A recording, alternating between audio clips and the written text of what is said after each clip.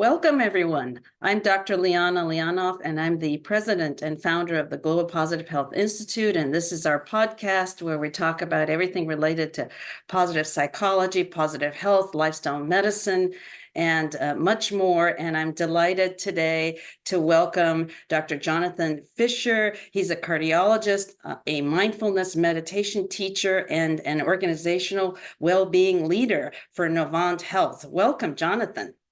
Hey, Liana, it's so great to be with you again.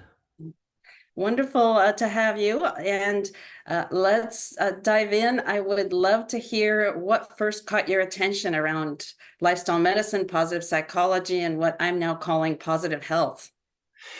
It started with a Google search. I, like many people who come into the field of positive psychology, was not positive and was not very aware of my own psychology. My search came from a place of unhappiness and from suffering, which is not uncommon, I'm finding out.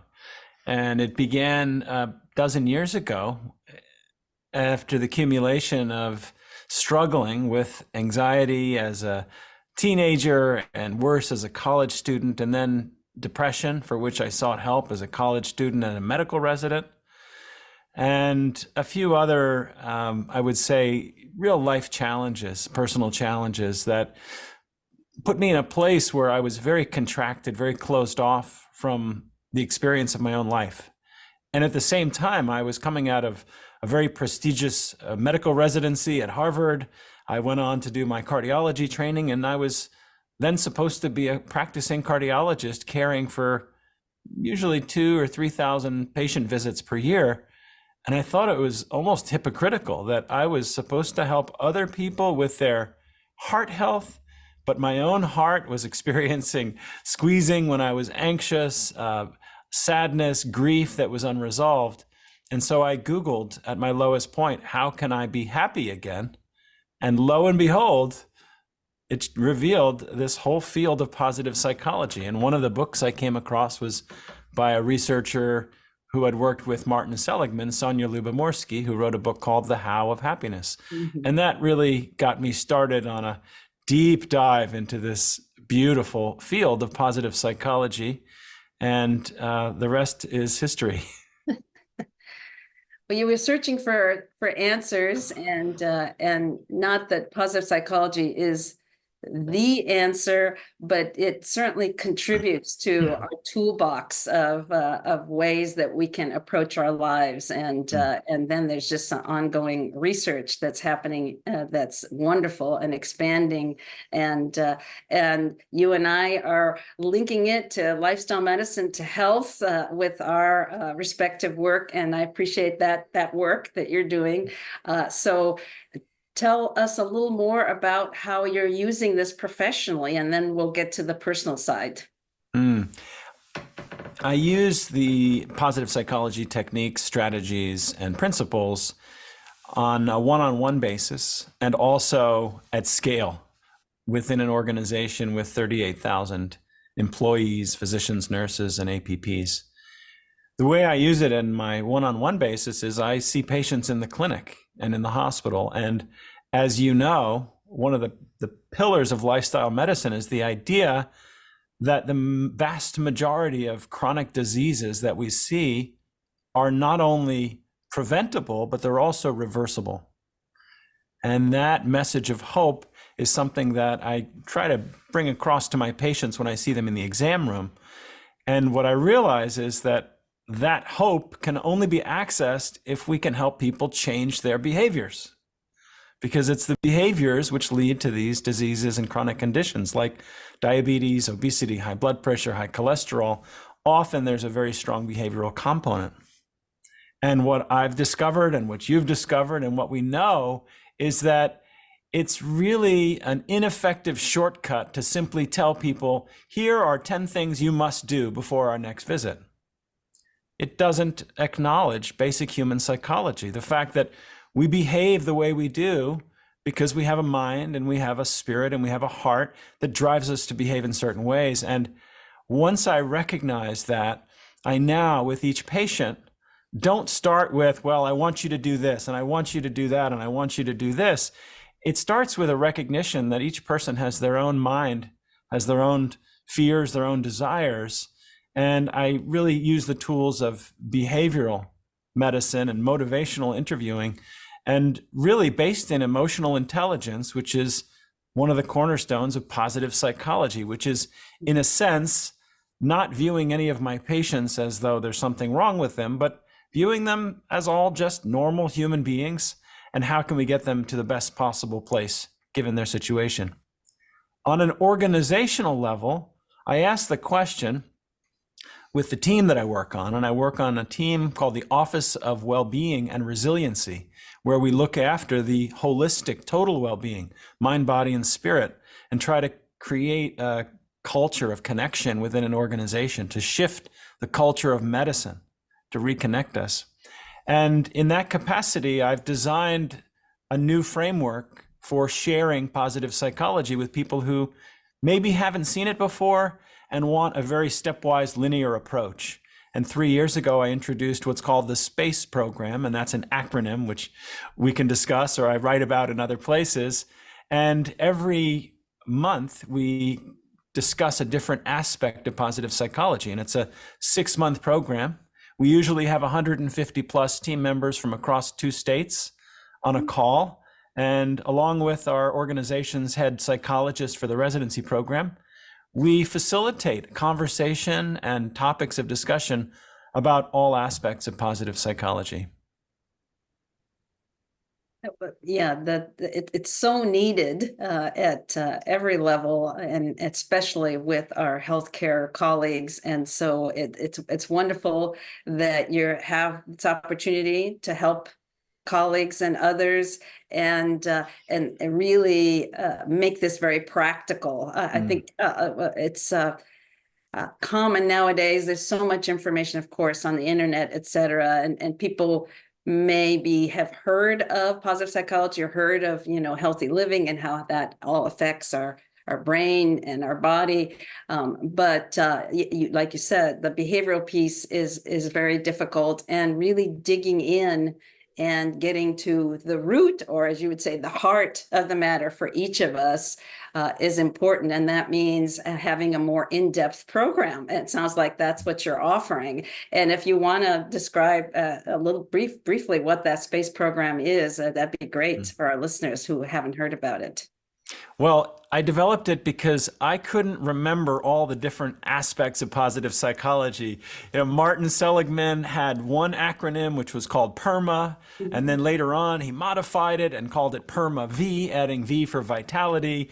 And there were certain things that just didn't work for me about the PERMA model. And it starts with P, positive emotions. And for me, that was not an easy first access point. I couldn't access positive emotions because I was miserable so often, and it was almost incongruous. And so I developed an acronym that I personally use, which is SPACE. S is the practice of self-awareness and self-regulation.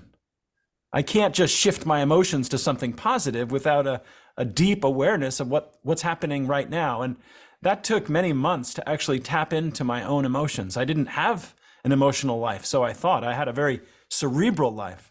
So S is about self-awareness rooted in mindfulness, self-regulation, involving techniques of emotional self-regulation.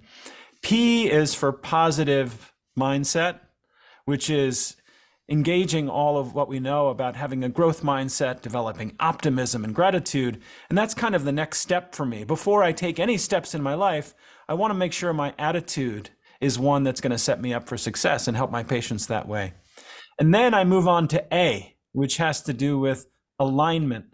And alignment for me means not focusing about what goals I want to reach in my life and what things I want to do, but what are my core values?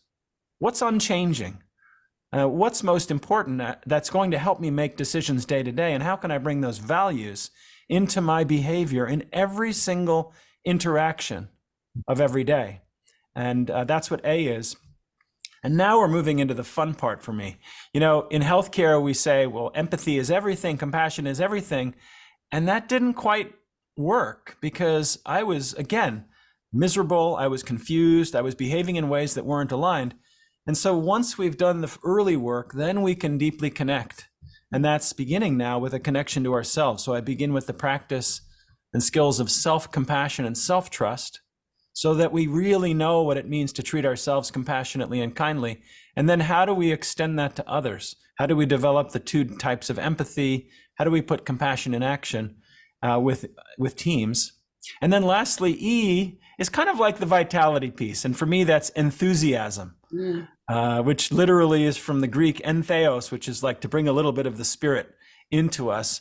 How do we get that X factor, that little joy, that oomph in our lives, moment to moment, that is so often missing, where we feel like our lives are kind of dull? So that's the SPACE program. And within each of those, there's about 10 different modules that we rotate month after month, year after year. Wonderful. That sounds like an amazing program, and you've shared it before. And every time I hear and learn about it, I learn a little something more because yes, you've organized it in a very user-friendly way. So that's terrific. And Thank you. so, how do you then apply this in your own life? It starts in the morning when I wake up, if I remember. I have a lot of humility, I guess maybe too much humility. Sometimes it showed up as insecurity in my life. I'm moving past that now towards a place of real abiding self-trust. And so because of that humility, I realized that unless I set myself up to do these practices over and over, day after day, I forget to do them. I fall back into my own old ways where I close myself off, I treat people unkindly, I treat my body unkindly.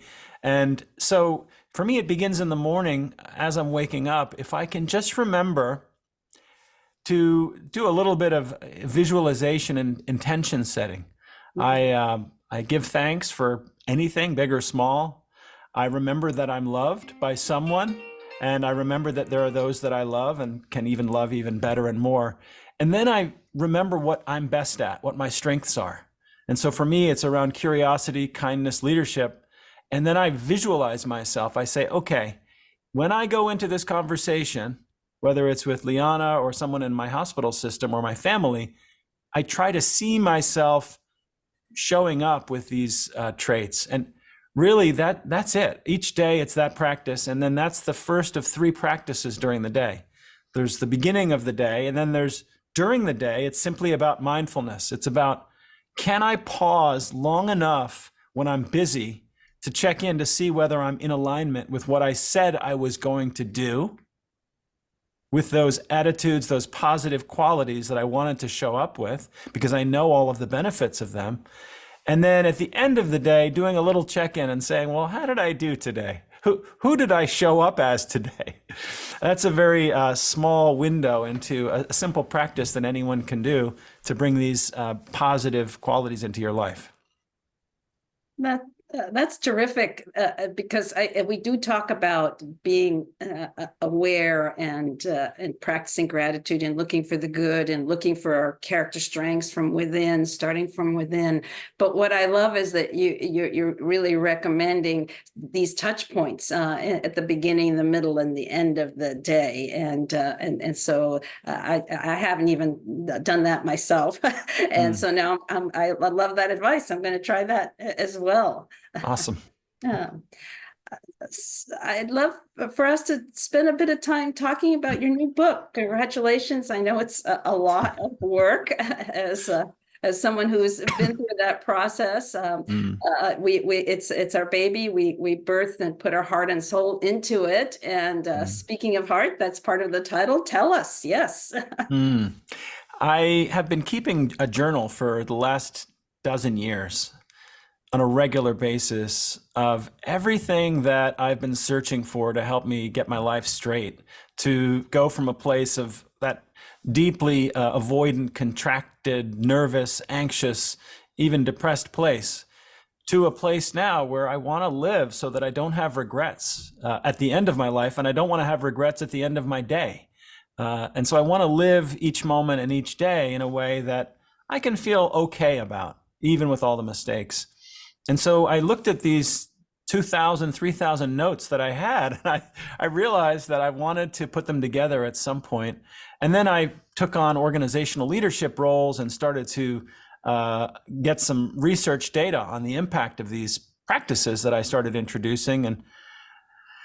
And I had the idea that I would put it in a book. And that was 2 years ago. I began the project of research, and the book is called Just One Heart, a cardiologist's guide to healing, health, and happiness. And the reason I call it Just One Heart is because it's really about how we have this artificial separation between our physical heart and our blood pressure and our emotional state, whether we're happy or sad, etc. And I saw in myself and in my patients, and even on a public health scale, that we have this mind-body disconnect in our Western society.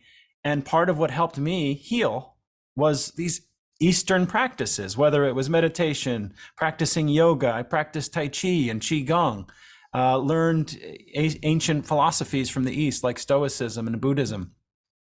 And so Just One Heart means that there's no separation between the four dimensions of our heart, as I think of them: the physical, the emotional, the social, and the spiritual. They share a common destiny. And that's the idea behind the book. I interviewed 55 experts from around the world in the mind and the body and the connection between the two.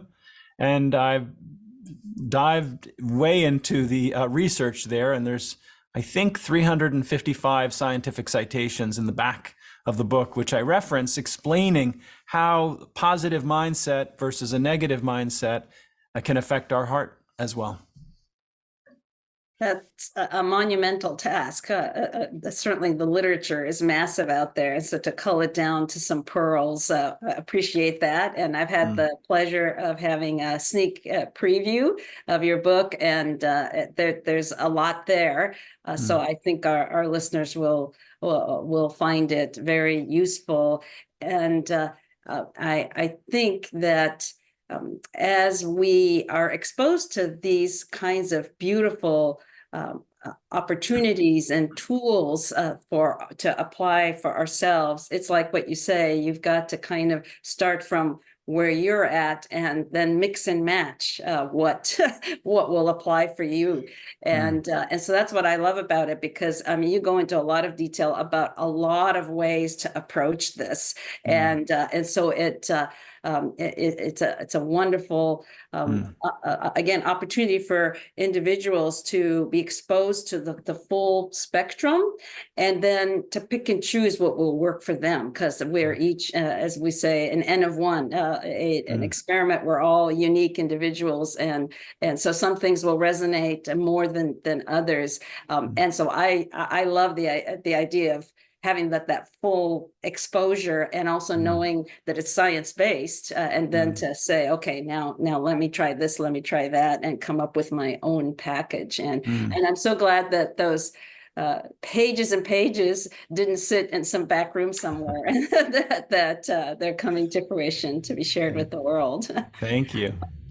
And what, so we talked about these scientific articles, and your book is going to be a wonderful resource. What are your other favorite resources that you recommend to our listeners?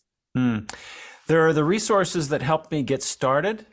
Because as you just said so beautifully, Liana, we're all at different stages of our journey, and we all have different needs. You know, we can pick and choose. Some of us may lean more into gratitude practice, and some may work on developing a realistic, optimistic attitude.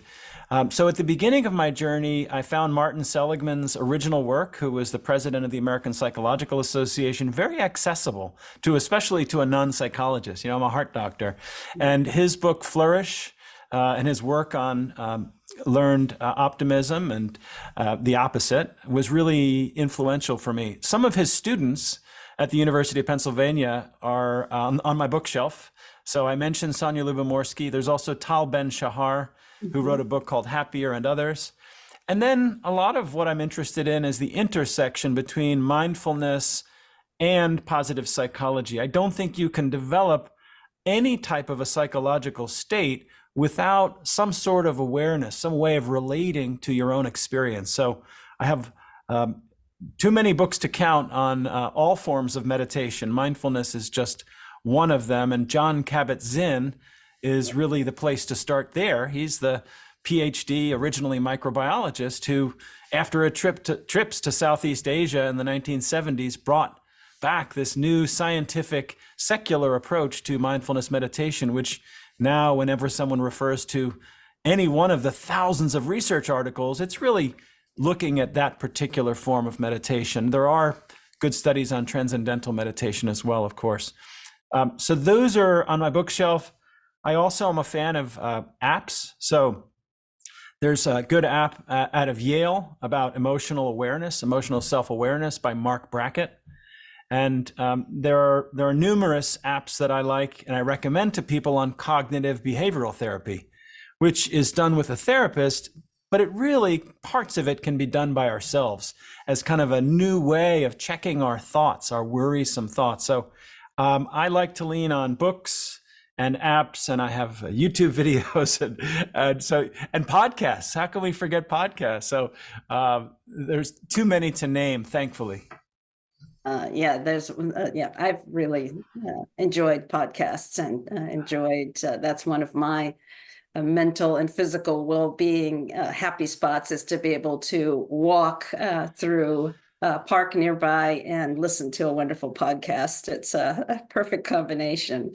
Well, thank you for, I resonate with all those resources and all those wonderful gurus in this field, and have always appreciated their wisdom. So thanks for summing some of those up for us. And as we close our brief podcast, is there a single message you'd like to share with our listeners? What's the big takeaway here? If I think about why I'm doing this work for myself and why I am putting the effort in to make it accessible to others from different backgrounds, it goes back to the fact that I was pretty anxious as a kid, and I was bullied at times as a kid, and I really wish that the world was a little bit kinder. And I also recognize my own tendency towards unkindness, towards even people that I love in my life. And so the message is, it is possible to rewire our default patterns of behavior.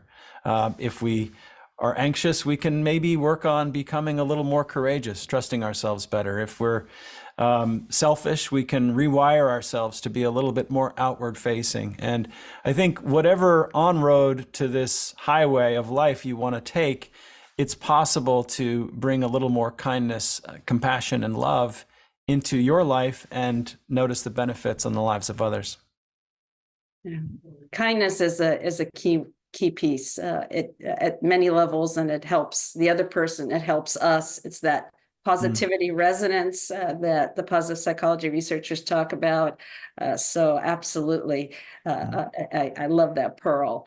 Well, thank you so much for joining us on the GPHI Global Positive Health Institute podcast. Hopefully we'll bring you back in the near future to part 2, as you're getting reactions to your book and learning more as we're learning together about how to make the most of positive psychology, lifestyle medicine, healthy lifestyles, share our common humanity as we face challenges together as humans, and the world is getting more and more challenging. And so we need all the support and tools we can get. So thank you for being one of our contributors to all of this journey together. And thank you to our listeners. Thank you for tuning in to this session. Hope you'll join us for some other Global Positive Health Institute podcasts. Please subscribe to our channel.